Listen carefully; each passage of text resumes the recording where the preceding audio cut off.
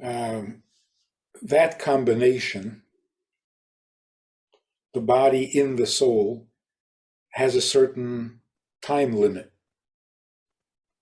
Like before the flood, you could live to be 970 years old.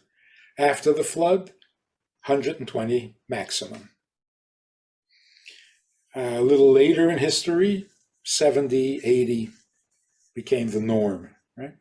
So we have about 80 years in which the body and soul are together. At the end of that time, the body and soul separate. So where do they go? The body goes back to the earth from which it came. The soul goes back to the world of souls from which it came. So now the soul is a soul without a body, and the body is a body without a soul. The place where souls exist is called heaven. So when it leaves the body, it goes to the world of souls, which is very nice. It's comfortable. It's simple. There's no evil. There's no pain. There's no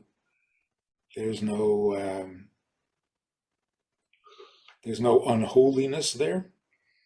But not much changes. When the soul comes into a body, the soul can use the body to make the physical world godly.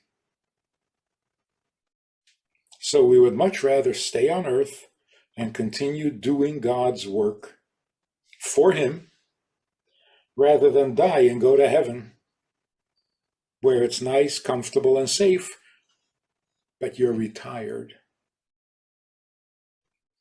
Now, when the soul leaves the body, it's pretty traumatic for the soul. The body, of course, isn't feeling anything anymore. But for the soul, it's traumatic because the soul was so dedicated to keeping the body alive that sudden change takes a lot of readjusting. So that painful readjustment of going back to being just a soul without a body, that's hell. So hell is the adjustment that the soul has to make when it's no longer in a body. Once it makes that adjustment, then it's in heaven with all the other souls, like a soul should be. So hell is a process, not a destination. And the process is successful. You go through the adjustment and you get to heaven. So getting to heaven can be hell. So everyone has to make the adjustment. Only there are degrees. If you are very attached to your body and to the pleasures of this world, it's going to be a painful adjustment. If you weren't that attached, if you weren't that excited about the earthly pleasures, then it's an easier adjustment.